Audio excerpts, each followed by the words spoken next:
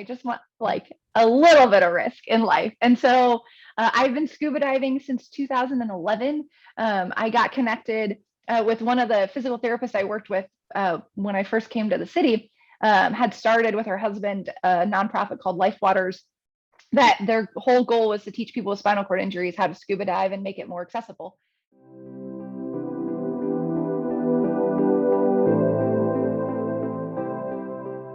Welcome to King of the Big Deal podcast, hosted by Gretchen Kingma and Tiffany Dill, two Southern gals planted in the Midwest. We are a couple of occupational therapy entrepreneurs here to share our passion. From vacation homes to kitchen utensils, we talk all things universal design.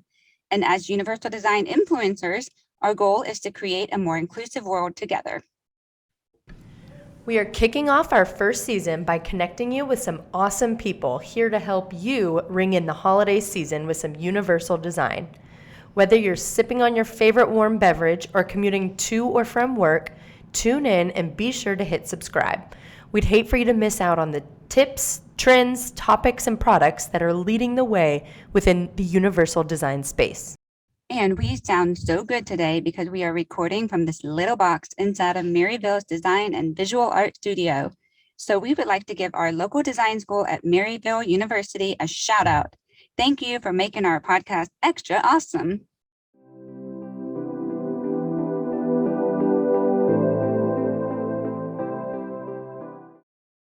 Scuba, adventure, and boxing. 3 things you may not expect to find in the Instagram bio of a wheelchair user. However, today's guest, Jessi Hatfield, is an example of someone who lives life to the fullest despite mobility challenges. As OTs and able-bodied individuals, we recognize that there is such value to gaining perspective from someone who utilizes a wheelchair for mobility.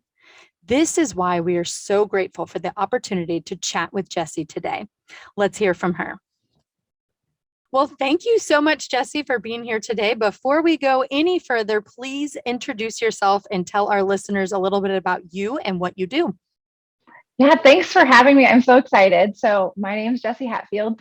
I am really a country girl. I grew up in the country and have migrated to the city. So I have this weird love for the country still and love for the city, which is odd for a lot of people.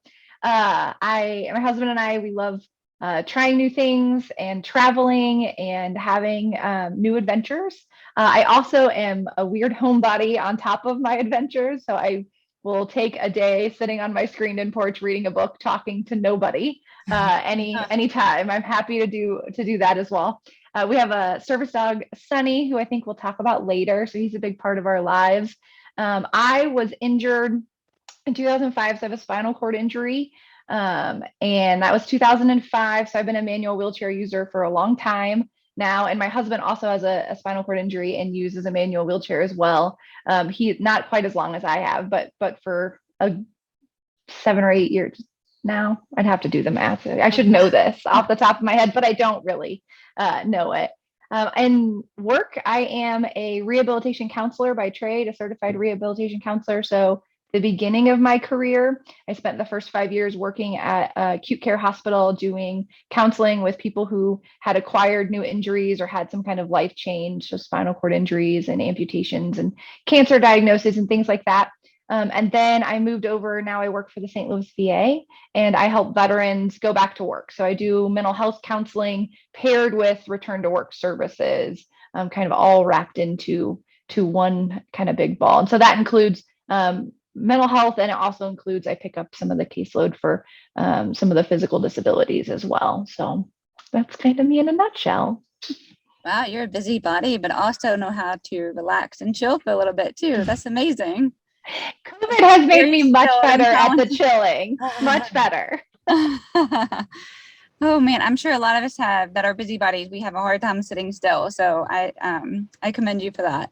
But as we described in the intro about your scuba and your boxing, tell us more, and you might have told us a little bit, but tell us a little bit more about your adventures and things that you love to do, or maybe what have been some of your favorites. I really enjoy a good challenge and a little bit of risk, not crazy risk. I just want like a little bit of risk in life. And so I've been scuba diving since 2011. I got connected with one of the physical therapists I worked with when I first came to the city. Had started with her husband a nonprofit called Life Waters, that their whole goal was to teach people with spinal cord injuries how to scuba dive and make it more accessible. And so I'd never really thought about it before then. I'm like, sure, let's try it. And it is one of the biggest loves of my life. It is the place where you are just free, like underwater, like it's just freedom, it's ease of movement, it's peaceful. And then there's this great community. The dive community is this weird family that you don't know anybody, and then you show up in some dive place and meet all these people, and you're like magically all besties in like 2 days. So it's really fun to get to do that. And so it's been fun to watch that organization grow and to like learn new skills. I went diving 2 weeks ago. I was in Mexico. So I hit my 70th dive. Wow. So that feels really exciting. I just like to swim with the turtles and the angelfish. Look, I could just hang out there all day. So I think we went to Cayman Brac a few years ago. Well, I guess more than a few because of COVID, but like probably 4 years ago on a dive trip. And it's probably been my most exciting dive trip. Like it's just a beautiful island, and the diving is beautiful, and like the resort was just wonderful. And so I think it's probably been my favorite diving trip that we've taken. But it's just fun because like we dive with people of all levels of injuries.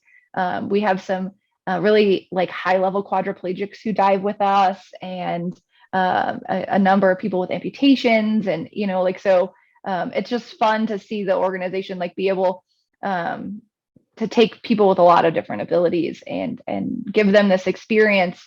And on top of that, like now in the last few years as we've grown, we're like training a bunch of like adaptive buddies to come with us that have never been part of the medical field, right? They're just divers who thought it was cool. In the beginning, it was a lot of like PTs and OTs and nurses and stuff like that. And now it's fun to watch like people who have, no idea about what's going on medically, like get a chance to kind of be part of our lives and kind of see like what it's really like to like live and travel with a disability.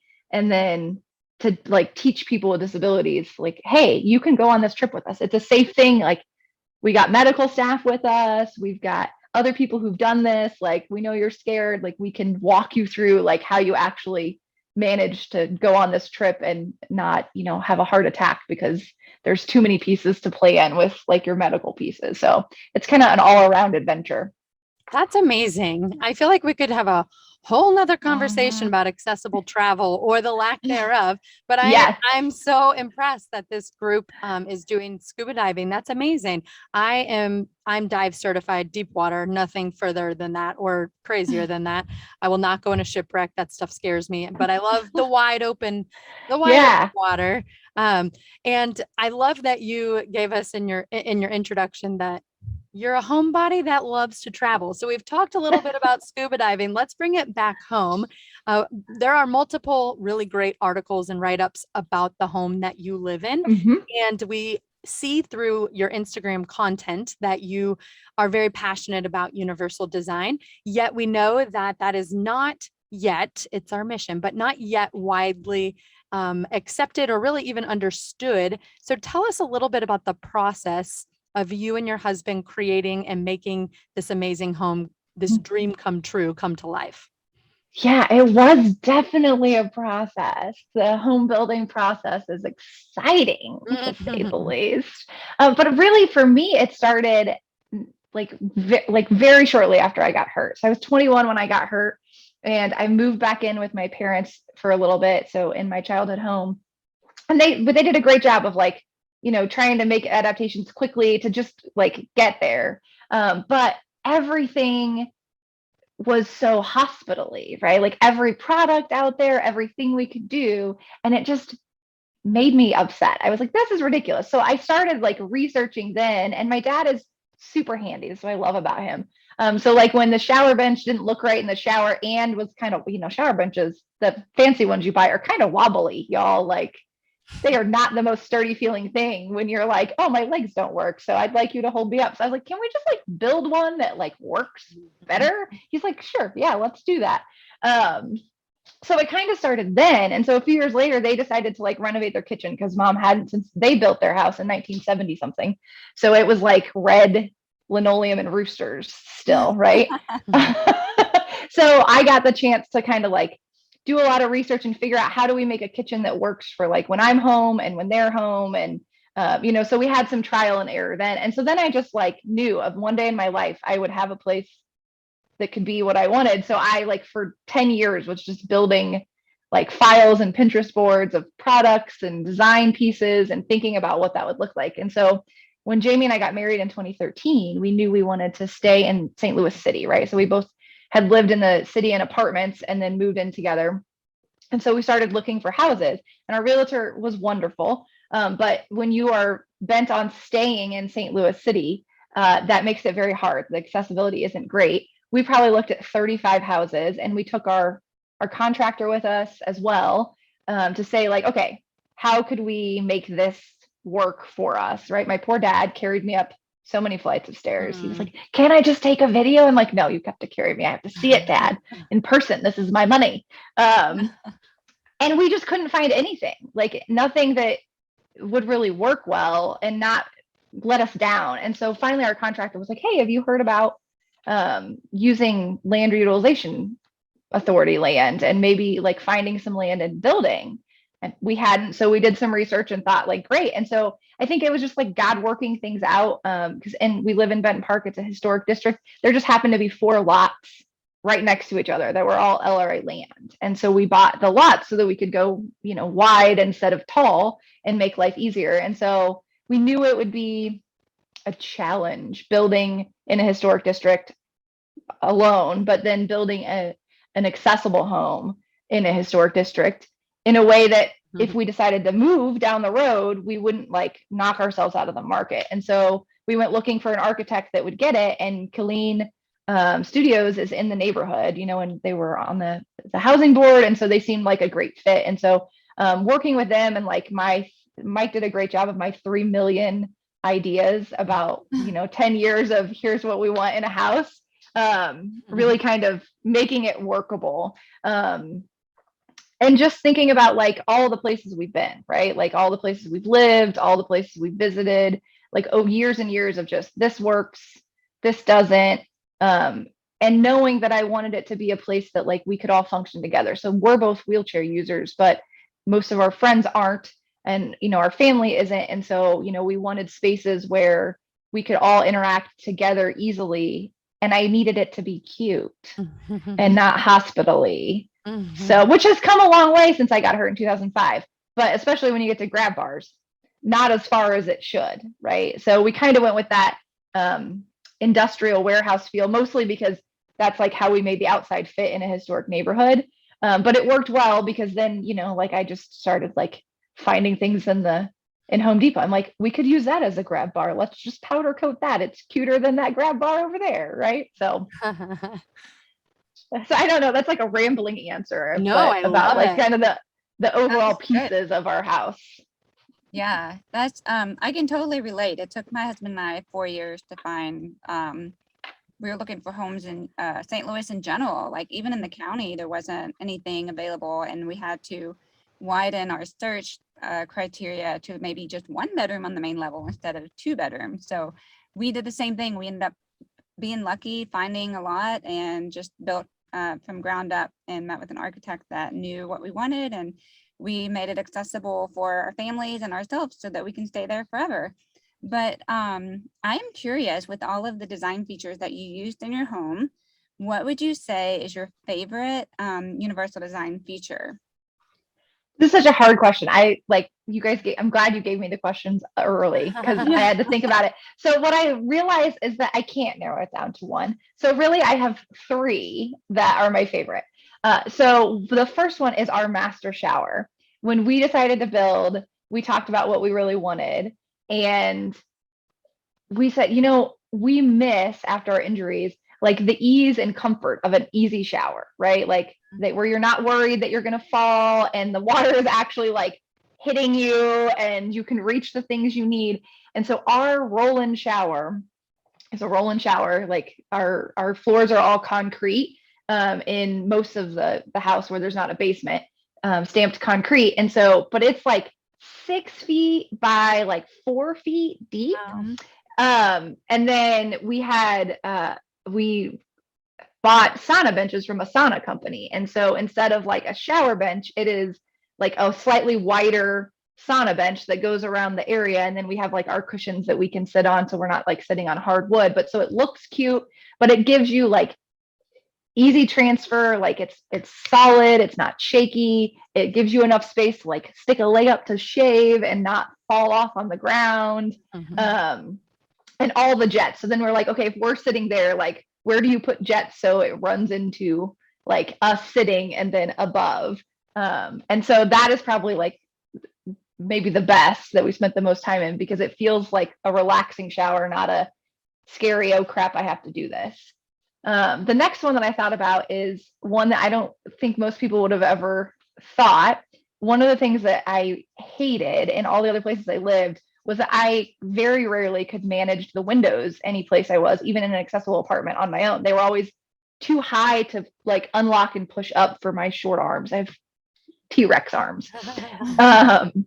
And so that was one thing, like our windows look normal, right? They go high enough that they don't look like we just dropped them down, but they all go low enough that like even from sitting, it's easy to not just unlock them, but open them all the way and close them so that we can actually like, let the air into our house. And then the last one is our entire kitchen. I just like am super proud of our kitchen. I like toiled over it forever. So it's got multiple levels. It's got levels for like seated prep. It's got the official like ADA counter that they make. So it's got a higher kick plate in the lower counter, which is where our like burners are. So we can see in the pots easier without using the mirror trick. And then a level of counter, which is where the sink is, that is a regular counter height. So when friends come over, they can like stand and prep there. And there's seating all the way around, like breakfast bar seating, but it's all lowered down. So it's our height and has little stools.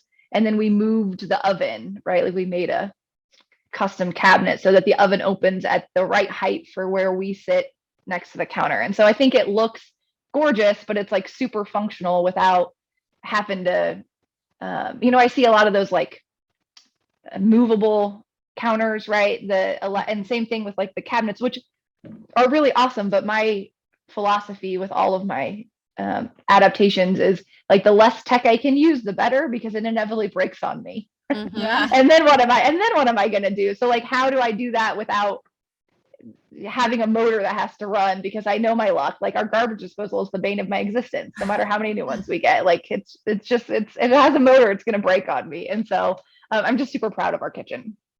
I know it looks really good, but I think I might have skipped over a question, because now I'm even more curious. How did you discover Universal Designs, or how did you know all these options that you had to incorporate? Yeah, so I stumbled into it probably in like 2007 or 8, just like searching for, accessible designs and products. I think I came across an article, and then it just kind of took me down the rabbit hole of like what universal design is. And then I ended up in my master's program in rehab counseling. And so, it's a counseling program with like a big bent on people with all kinds of disabilities, like treating people with all kinds of disabilities. And so there's some information in there that kind of led me to some of the other organizations talking about universal design. But I think just also from spending so much time in work and in personal life, somehow like most of my friend group are PTs and OTs and speech therapists.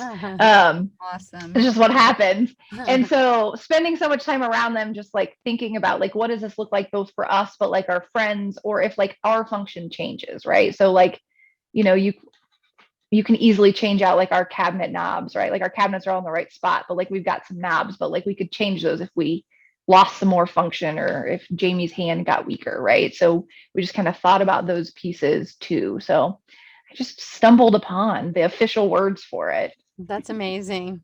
I love that you have a heart for the city and that you wanted to stay in the city. Tell us, I'll ask it in two ways. Do you have a favorite place to go in the city, or a favorite place for their accessibility? Like, is there any place that you would want St. Louisans to know this place is super accessible, or just your favorite place? Well, on the super accessible, I just recently checked out the new City Foundry that opened. And so I went to the food hall a few weeks ago and they did a great job. Like parking is easy to find. There was a bunch of accessible parking. Like it was open and easy to get around. Like they did the parts that have been open that I've seen, they did a really, really good job on the accessibility side. But from things that we love, when I think about just like our neighborhood specifically, we love Cafe Piazza and their pizza. And now they got a little arcade in there too. So like I'm always up for a pinball game. I fail at them a lot because it's hard for me to see the pinballs, but I enjoy it nonetheless. And then Small Change, the bar that is part of the Planter's House family, is like, it's just fun, and like they're good at what they do. It's just a really fun vibe, and they're both pretty accessible. I mean, parking in the city is always gonna, you always gotta like hope you don't get run over by a car while you're getting out of the car. But that's like not just a accessibility thing. That's like a living in St. Louis thing, I think. Is Small Change the Christmas pop-up bar? Is that the same? Yeah. So yeah, that's where they do the Christmas pop-up bar. So outside of Christmas, they're just Small Change. They're just a regular old bar without all the Christmas decorations. Okay. That's cool. But I do love the Christmas decorations. Me too. Yeah. I think I've maybe been once or twice outside of Christmas, but I know it at Christmas. Yeah. That's awesome. Well, we talked about you actually introduced us a little bit to your pup, Sunny, which we know he has his very own Instagram account and he's really stinking cute, if we say so ourselves. But tell us about Sunny's training as a service dog and how he contributes to your life and the lives of others. Sunny is such a joy. He's a public access service dog. And he was paired with both Jamie and I, which is like not a normal thing. So we talked to a whole bunch of organizations first and got turned down because we were like, no, we don't want two dogs. Like we can't, that's too much. We would like to figure out, like, we need the same things. Can we share it? And so Sunny was actually raised and trained by Champ Assistant Dogs here in St. Louis. And so they do all the training, and then you go through a very long interview and whatever process. And then you start getting paired. And so we got paired with Sunny, and it was like perfect. Like the first time we met, he was just like, I know what I'm doing with you guys. So he does a lot of like carrying things, picking stuff up, closes doors. He can push buttons, that kind of stuff for us. But he also kind of works for like a home therapy dog for my husband, because even before the pandemic, he worked from home. So he kind of splits his time between me at work at the VA and here. At work, they lovingly refer to him as Service Dog Light because he's very good at his task. In between his task, he is not what people think of with a service dog, because he is like, oh, you want to say hi to me? You should say hi to me, right? Like he's not like ignoring everybody. He's like, I'm your bestie. Oh, mom needs me to do something. Hold on. So my veterans love it because he's all about the cuddles when we're at work, until I'm like, hey, I need you to do my job. Come here. Yeah. Oh my gosh. Well, tell us a little bit, just in case anybody hasn't seen his Instagram account yet, what kind of a dog is he? Oh yeah, he is a yellow lab. He's very floofy, and he has like a bigger than average head, even for a lab. They got big heads. His is bigger than average. That's awesome. By the time that this podcast comes out, we will be in full holiday swing. So tell us a little bit. We know that the holidays look different for every family, and that having a wheelchair, being a wheelchair user for mobility, give us a little bit behind the scenes of what the holidays look like for the Hatfield family. Yeah, so my friends and family would tell people that I have a small obsession with Christmas decorations. One of my friends lovingly said after she first met me, when she saw my Christmas decor go up, is that it looks like a Christmas tree farm threw up in your house, which is accurate. So every room in our house gets a tree, at least one. Some of them have more than one. Thankfully, we have lots of open space, so we have plenty of rolling room, even with our trees. I just like the twinkle. So we get very decorated. So we have a lot of people come to us.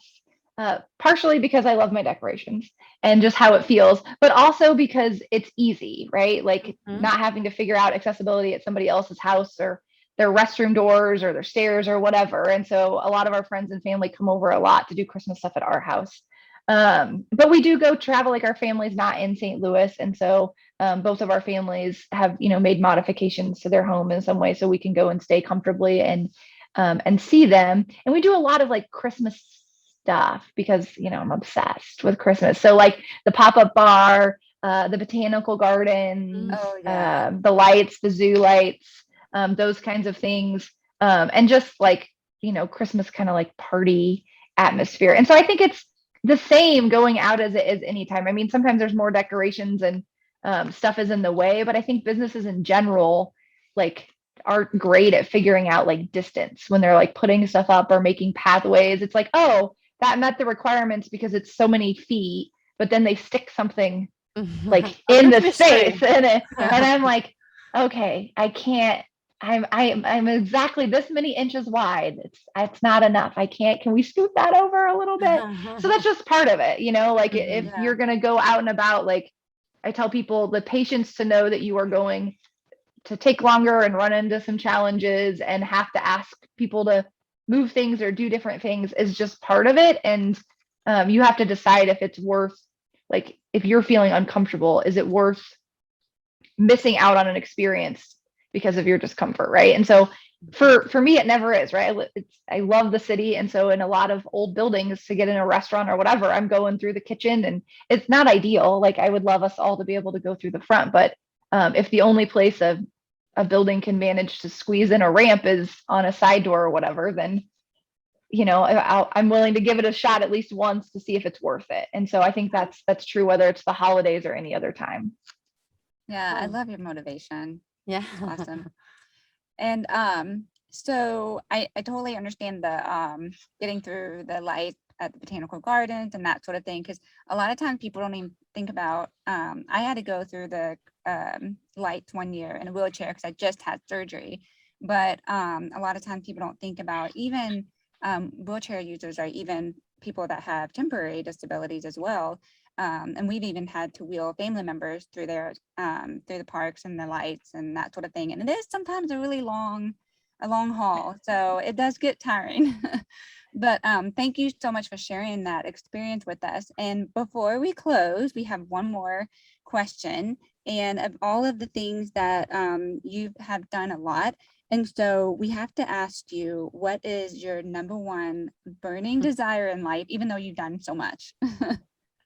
That is a great question. I don't know that I have a wonderful answer for like a specific thing. So as I thought about that question, I really just think that like my personality is that, like, my burning desire is to help people, right? Whether it's my professional life or my friends and my family, to help people figure out like how to live their best quality of life, right? And how to like enjoy their passion, like even if they feel like it's unattainable, or even if they feel like there's something in the way, because that's like a gift I think that I've been given. Partially my personality is like that, but also from my faith, and also my family, right? They, when I got injured, supported me, but also did a great job of challenging me. My mom's a nurse, so I think maybe it's inherent in her skill set to be like, I'm going to teach you how to be independent and take care of you. And also I'm going to shove you out of the house and be like, nope, go do that.